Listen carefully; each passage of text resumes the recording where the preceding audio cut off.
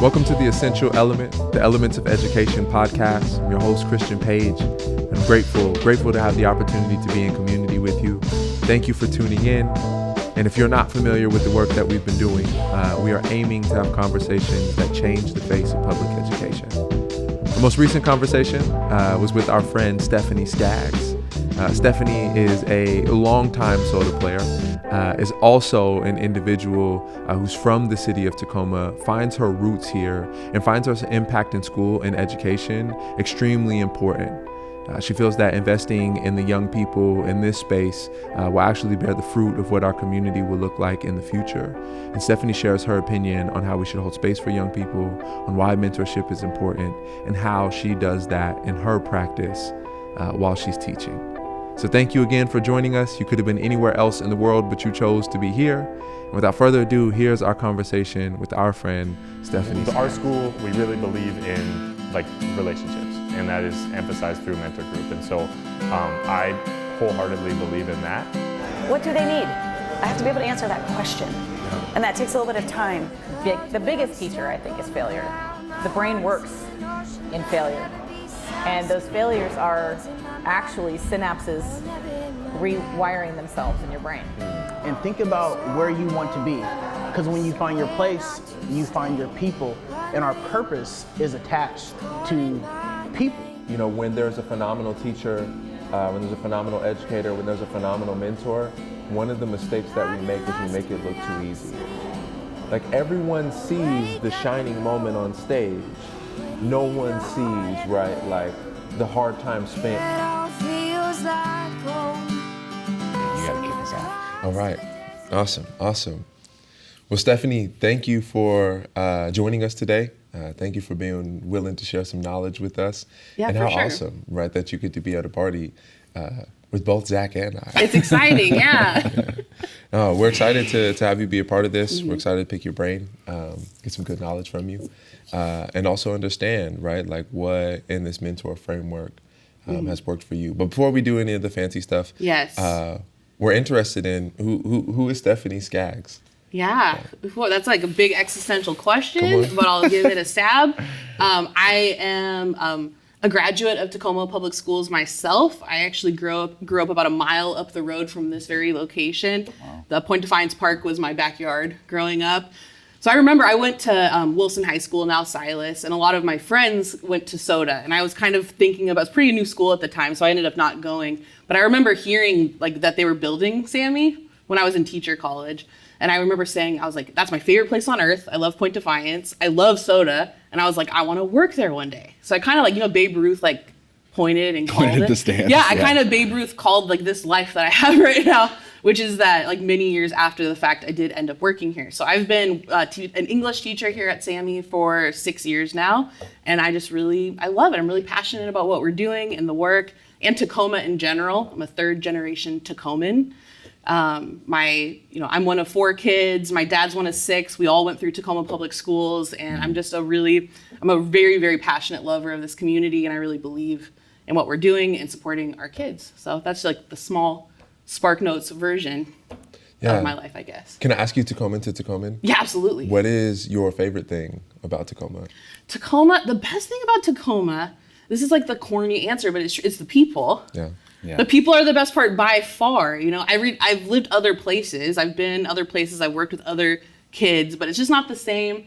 There's something about Tacoma people that are really creative, really resilient. We have a diverse community. I feel really at home here, and there's a certain down-to-earthness to Tacoma people that I feel at home amongst. So what about you? Yeah, no, I would say the same. Mm-hmm. And I think anybody who you ask who is in love with this community often gives you the same answer. I know. Right? It's not like, oh, I love Foss Waterway. Right? No, exactly. It's Powell's Donut's really good. Yeah. Favorite donut in town. So, but yeah. Even though those things are true. Yes, right? exactly. Yeah, awesome. Mm-hmm. Well, you shared a little bit about your journey here, getting to SAMI. Mm-hmm. And one of the things that I often tell folks who work in element schools, because I think sometimes we forget, is that like this mentorship thing is not normal or has not been normalized.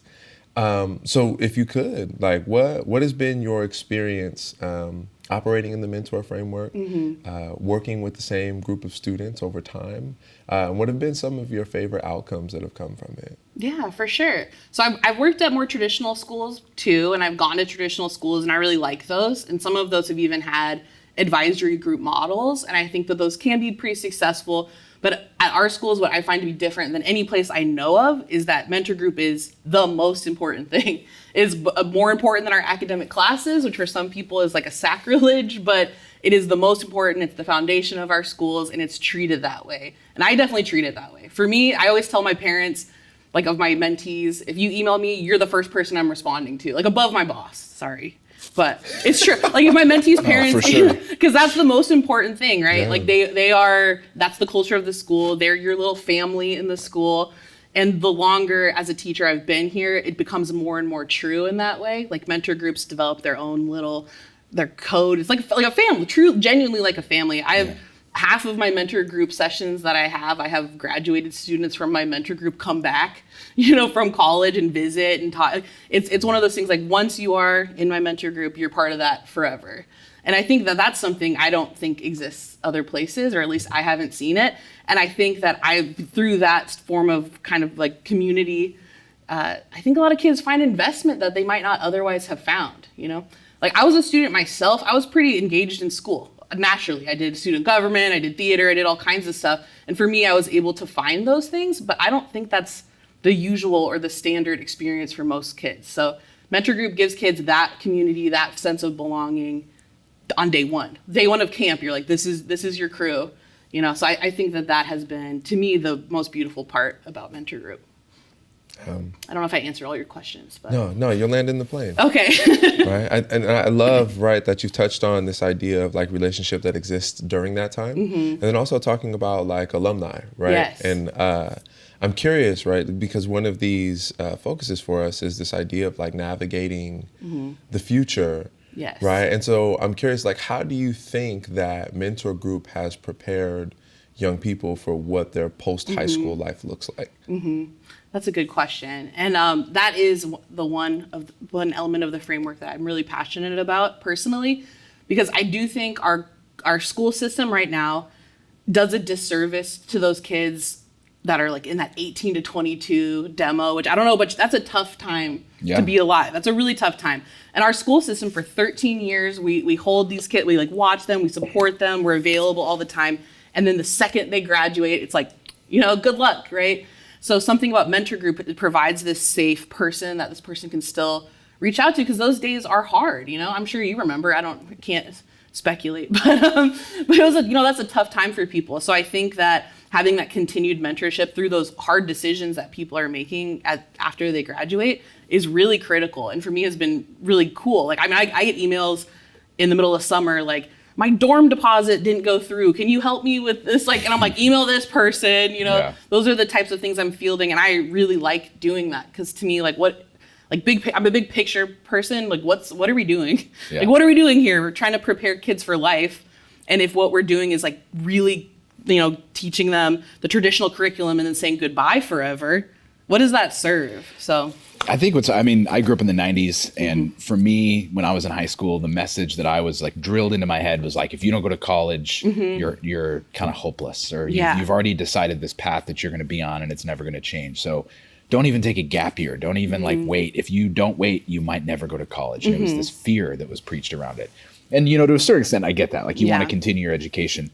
But I read this really interesting book called Late Bloomers that talked about the process of cognitive development for young people between that 18 and 24-year-old range, and how different it is for different kids, how it takes so long sometimes, to oftentimes till you're like 25, to really start to map out like not only what your passions and interests are and what you want to pursue, but even the ability to like make a decision and follow through on it. And we push kids to make decisions about their future and take on an enormous amount of debt going into college when they're like 17 years old, when many of them, until they're like 24, 25, haven't really figured that out yet. And so like, why do we not create space? And we talked about kind of hot takes around navigating your future. Like the hot take I want to bring up is like, why are we pushing so many kids to go to college? And not that there's anything wrong with college, but when, like, first of all, are most of them going to college? Like, let's look at the data, what we're preparing them for, and our school system is kind of centered around that. But like, is there more to be learned between that 18 to 24-year-old range than like go sign up, you know, for a FAFSA loan and a Department of Education loan and start taking on debt to figure that out? Totally. Like, is that the best path? Totally. Yeah. I know, right?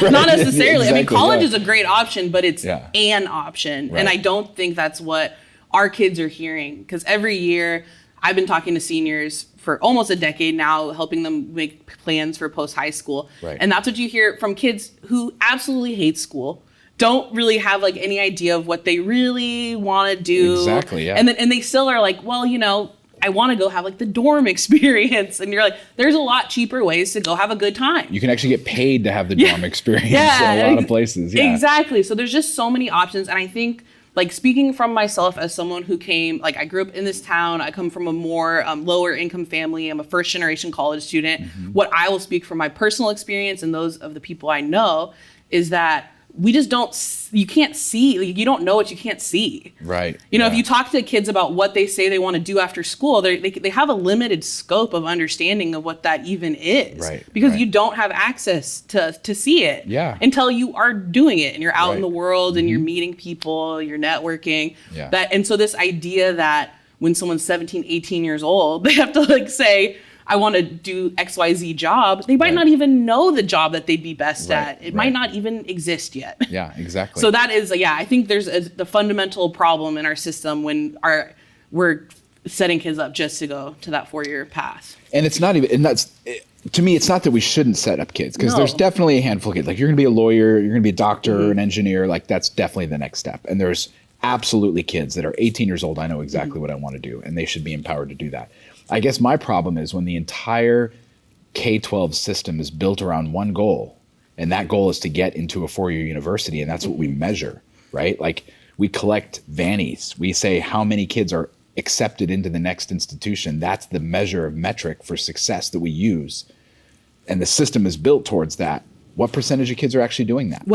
As I said, it's accepted. That's the percent we get measured on, is how many got acceptances, right. How many went. How many graduated after 4 years? That's how many people got jobs in their field? Totally. How many people are happy? Because that's ultimately what I actually care about is like, are these kids like waking up in the morning and going, I feel content? Exactly. Where's that measure? Because I would like to see that. Right. And whatever that is, that's what I'm personally shooting for. So the latest metric I saw in Washington State, and I know you've done some research in this too, so I'm curious. I think it's about 28% that go to a 4-year university the year after they graduate college. And that's just start a 4-year university, not actually finish those 4 years.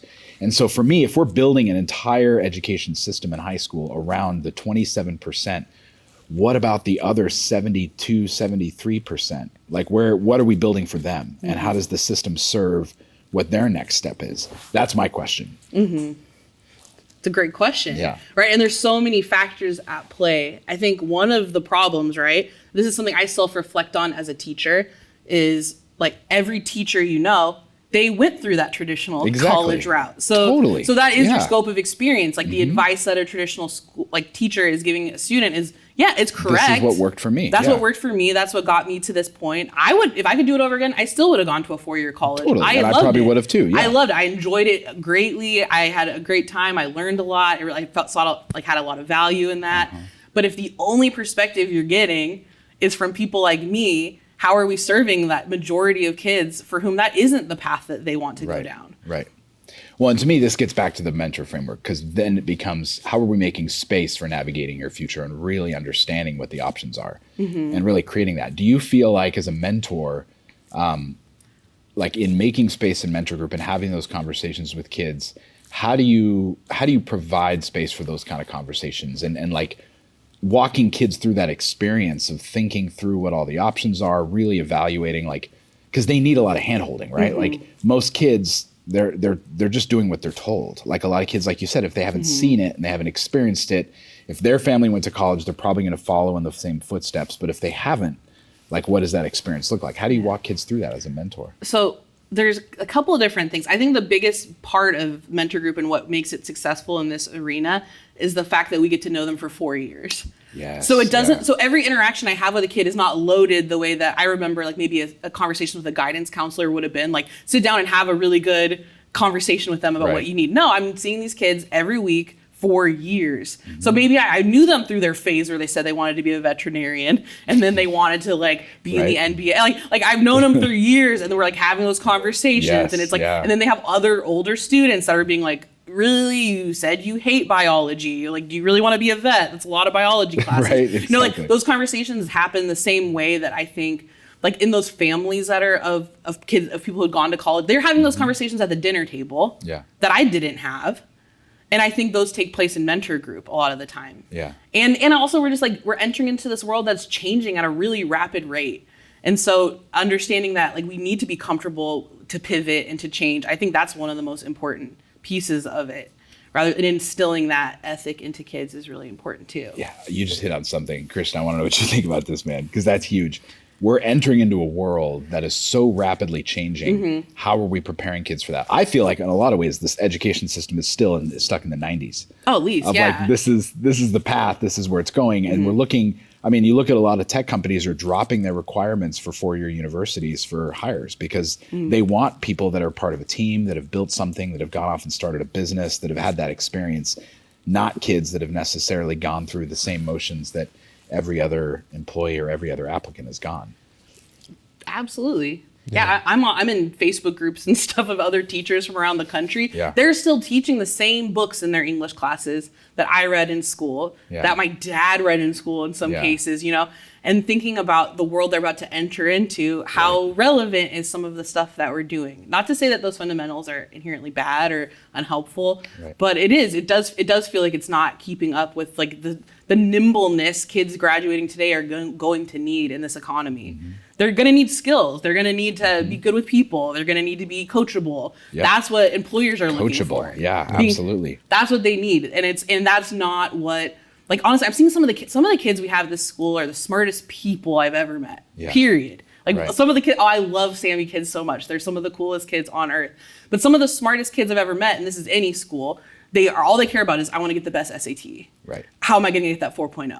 And you're spending all that time, instead of being like, how do I develop a skill set that's going to make me like marketable in some way? How do I like also learn to have social skills and stuff? Totally. How do I learn like a coding language that's kind of rare and like maybe it's not tested in this format, but it's actually going to be useful later?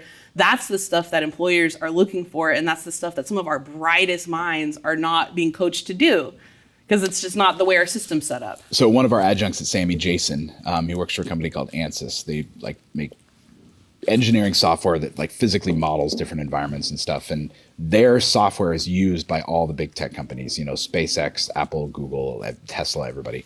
And he said that one of their big jobs is they help recruit employees for all these companies, because their whole thing is like, if we can train them to use our software in college, and then they get hired by this company, that company will want to buy our software. So it's in their best interest to like facilitate that hiring process.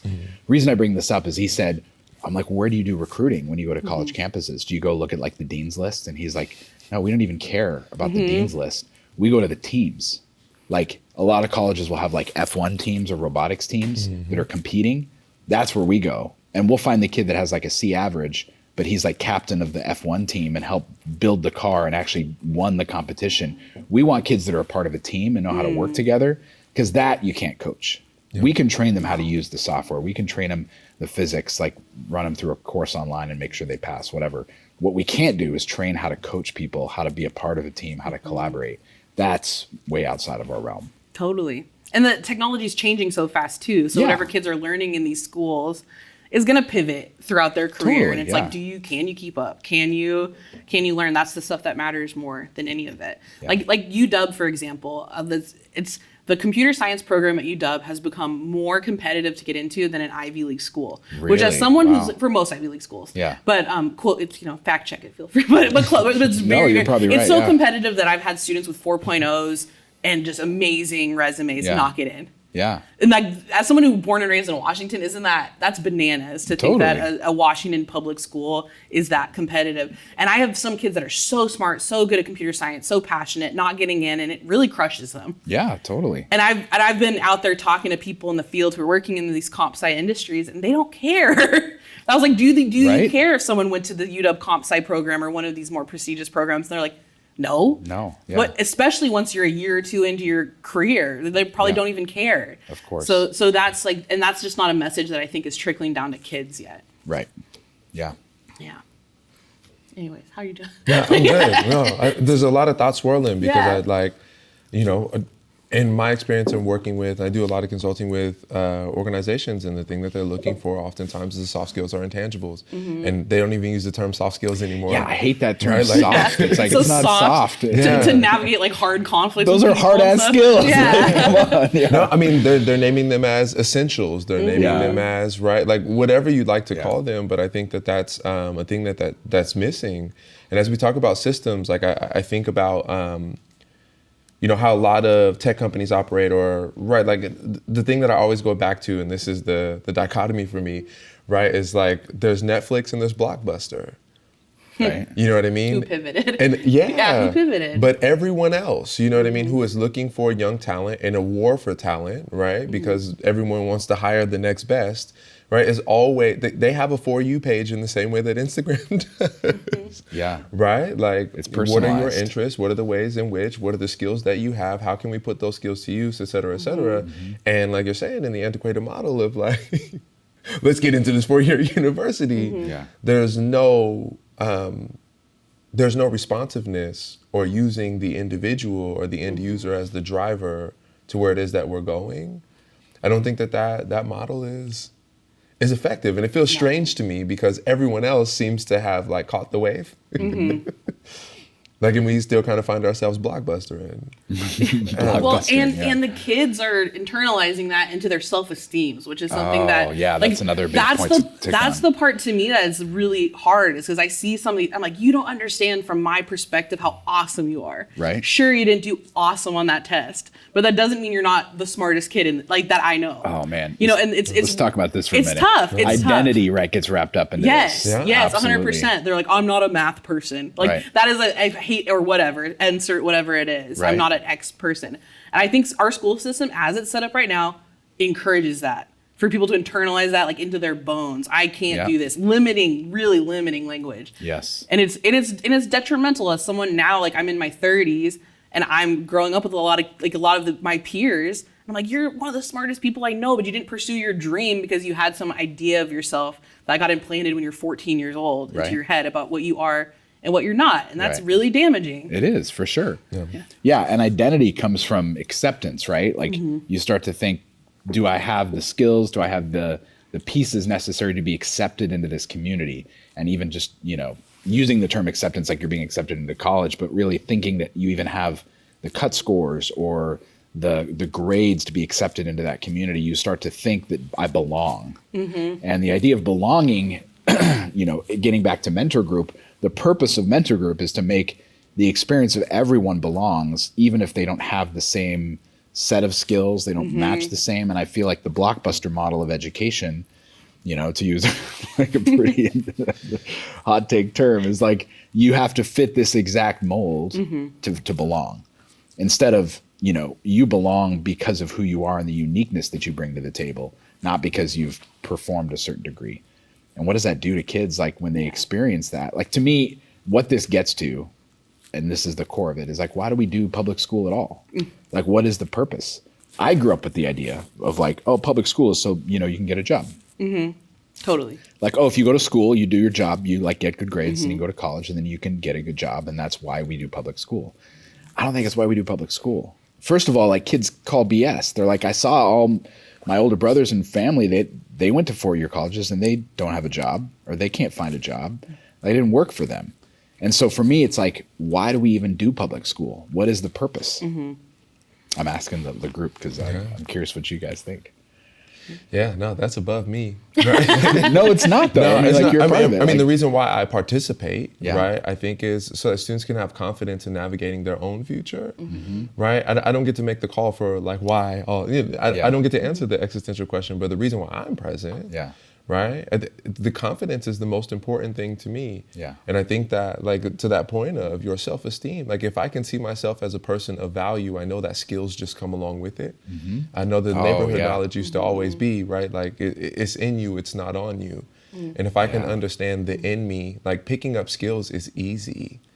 Right, I liken it to sports often, right? Like, and they'll say that so-and-so just kind of has that dog in them. You know what I mean? But I think in an academic setting or in a professional setting or wherever it is that you go, if I have a level of confidence in myself that I know that I can learn anything, you know what I mean? Like I navigate that space differently.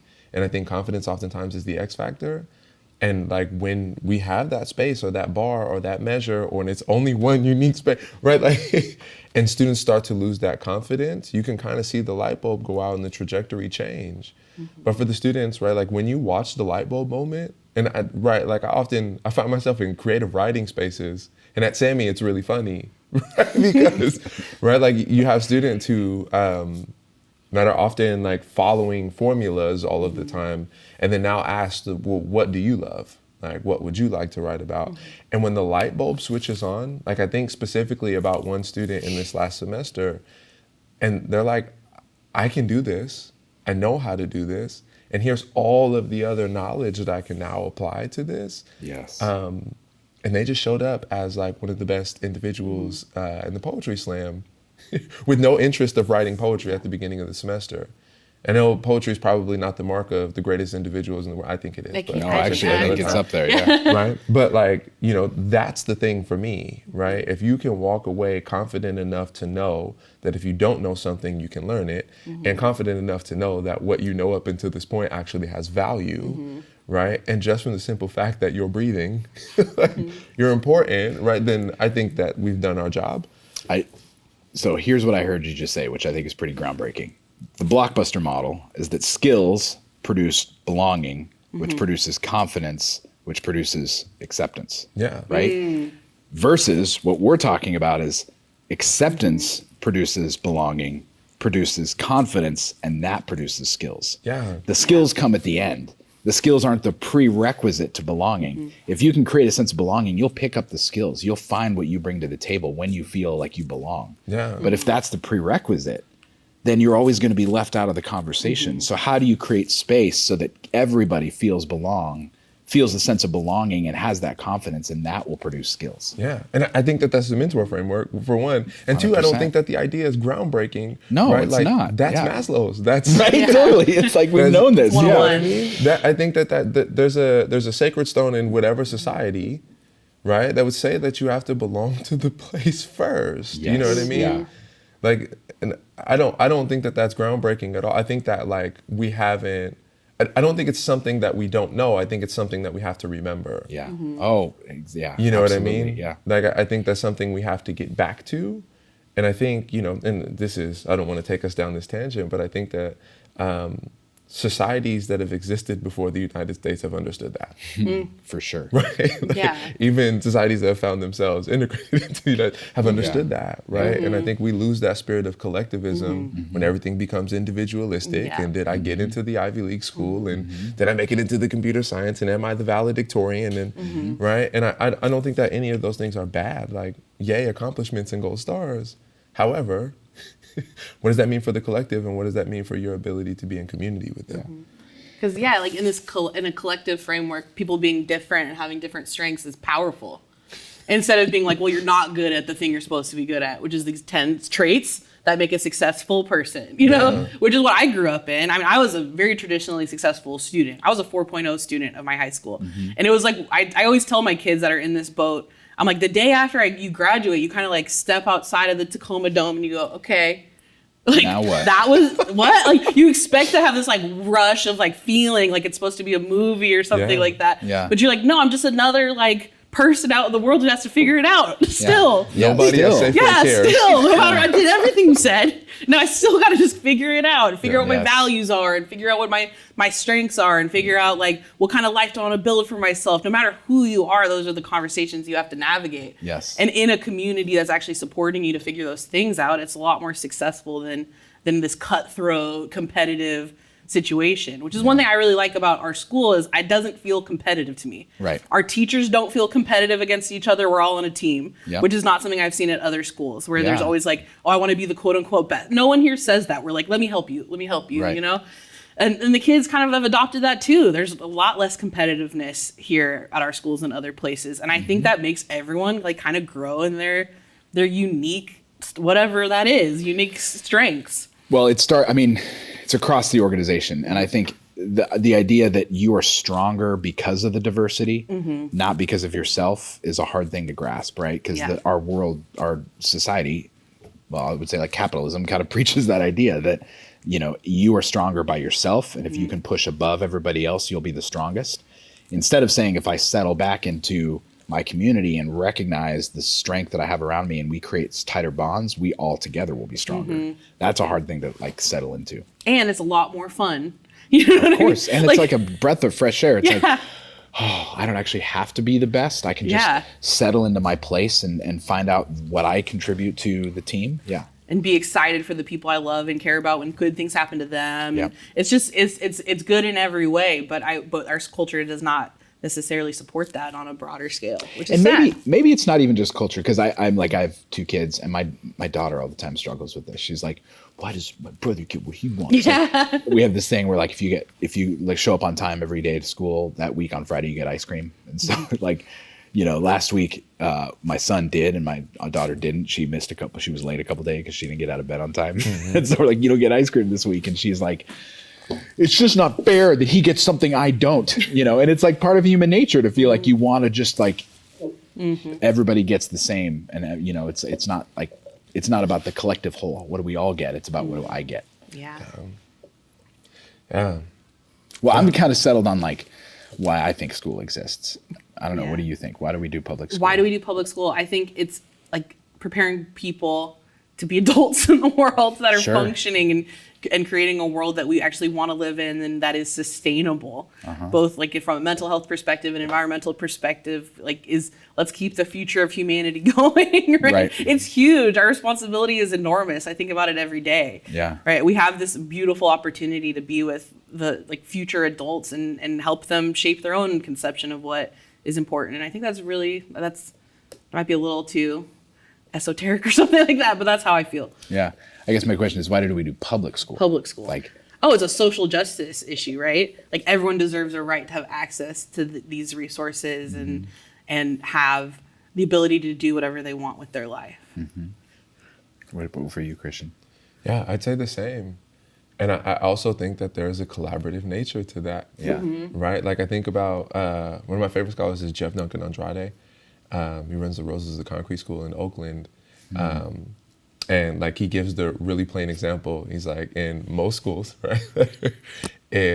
Stephanie, if you were taking a math test and Zach was taking a math test and you knew the answers and Zach didn't, Zach would fail and you would win. Right? He's like, and the way that I teach, and I remember this, how stark the response was in the room, right? Is like, Stephanie, if we're in a classroom and Zach fails, you fail too. Because I didn't help Zach. Exactly. Yeah. And you didn't spend it, right? Like, but again, coming back to that, like if we're pairing, I'm not just interested in preparing adults for the world individually. I'm interested, like if we're gonna have the fabric of society determined by public education, right? Like we should also learn how to care about each other in that sense. 100%. And not for the sense of, right, like, you know, always holding everybody's hand or any of those things, but like, that's real. You know what I mean? Like, for some people, this is their last opportunity of being with people of like different socioeconomic situations from them. That's what I'm getting different at like cultural backgrounds and stuff. For some people, it could be maybe the last time. So this is like, if you don't have that basis of understanding like a real sense of what the world is, when are they getting that? See, that's it for me. You hit it on the head right there. Because for me, I feel like our society is a process of slow sorting, right? The older you get, you just get sorted until finally you're in this like narrow focus of this is my little world. The only time in your life as a person that goes to public school where you actually see the broad spectrum of your true community is public school. Yeah. Like you show up every day. And what I love about our schools is not just your neighborhood. Because maybe I was born in this zip code and that's my neighborhood boundary and these are the kids in my neighborhood. But actually, we want to reflect the whole city. So if you were born, you know, like you were up the street from Point Defiance, or if you were born over by First Creek on the east side, or if you were born in, you know, Parkland, or you were born in Gig Harbor, like you're actually experiencing what the city really looks like. And so for me, public school, it's about teaching kids how to participate in community. What is it like to be in community? How do you be a part of community? That's a hard thing. Yeah, absolutely. Well, and it takes the nuance and the skill of someone like yourself, Stephanie, who has that experience and that, I mean, there's a lot that goes into that. It's easy to say in a podcast, right? Like, yeah, you just got to teach kids how to be in community. It's really hard. It's hard. It's every day. It's every day. You mess up sometimes. And totally, yeah. I mean, we talk about navigating your future. I guess my final question maybe for the group is like, how do we do that? Like, how do we prepare kids for the future? Like specifically, what does that look like? What are the practices you use in your mentor group on a weekly basis to help kids think about how do they participate in community after they graduate? Well, that's a big question, but I think one of the things that I really am always coming back to is how can I help people develop an internal compass in themselves? Because that's not something, I think a lot of people that are just waiting for the external, like push or the external validation of what they're doing is right or wrong. Like spending a lot of time being like, what do you want? And what does that look like? Does that mean like how do you listen to your body to see if something's right or not right in a situation, and being able to know that no matter what you face, you can handle it. Yes. Yeah. Like that's a big thing I'm always thinking about and I talk about a lot. Like, what is your internal compass? What is the thing that drives you? How do you know if something's wrong, and how do you pivot and how do you shift?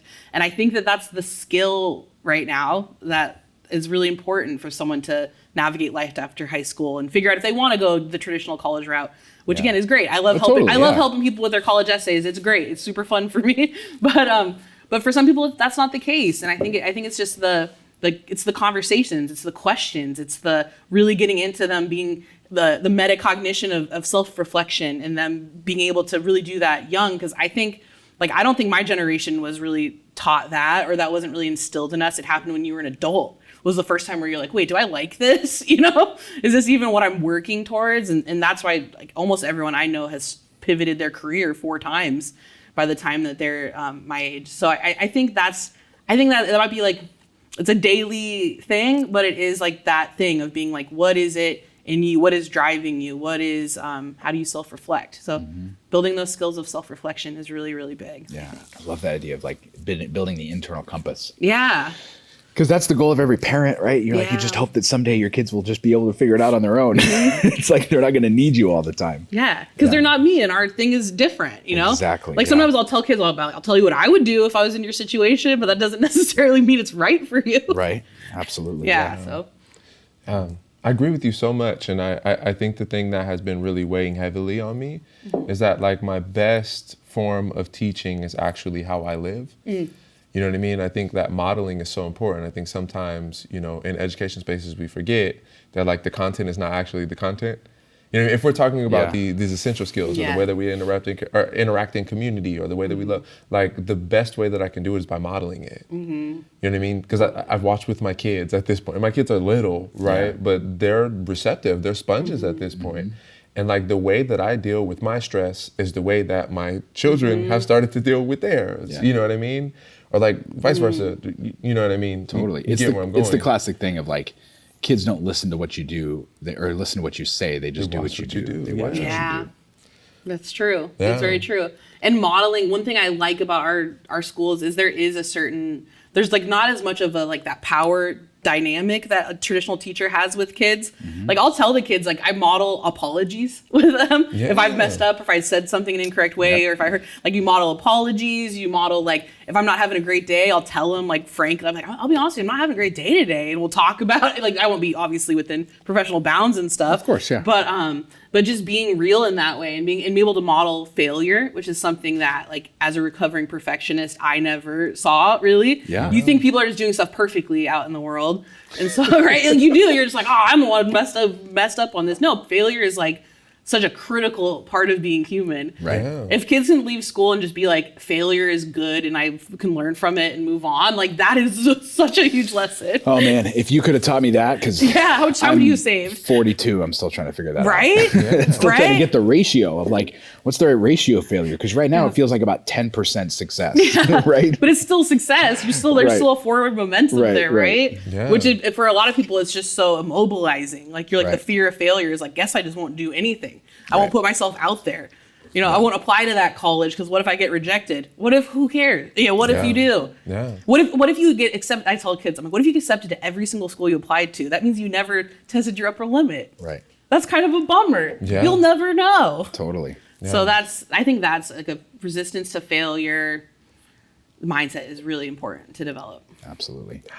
I think modeling that bounce back, coming back to the student, whether it's hypothetical student or a real student that you were referencing, but like I got rejected from the computer science program. Yeah. And like instead of being broken, right, because they watched you model bounce back, like what if the thought process is I'm the gift and they missed out? Totally. You know what I mean? Like that internal, anyway, Yeah. I think that's the value. 100%. Or if it's just like the universe kind of guiding you to like, okay, that's a door that closed, whatever. There's so many doors. There's so many other doors. Yes. This idea that there's one like maze path that you're trying to follow is such a false. Well, you've seen the model. analogies of like they think this is, progress and it's like a steady straight line from here to there. Yeah. And this is what it actually looks like. And it's like this crazy squiggly line with ups and downs and you finally arrive at the same goal. But that's life. That's what makes it rich and enjoyable. Absolutely. And I think like I just in talking to my friends and stuff, I think everyone remembers themselves as a teenager as being like way more sophisticated and knowledgeable than they actually were. Totally. Like their memory of it is so, and like every person I've ever had come talk to my class or whatever is like, these are kids, they're really young. I'm like, yeah, you were too. Right. All this like narrative you've put on yourself of being this like really cool, wise, you weren't. You said horrible things, you made terrible mistakes. Yes. We all did. And that's like, it's not like living in those moments, it's learning from them and moving on, which is like the skill I want to imbue in these kids if I can. Well, you do a fantastic job. Thank you so Stephanie. much. Yeah, we're so excited to have you share your experience with us. Yeah, thanks for having me out. This was great. Yeah. Yeah. This is the end.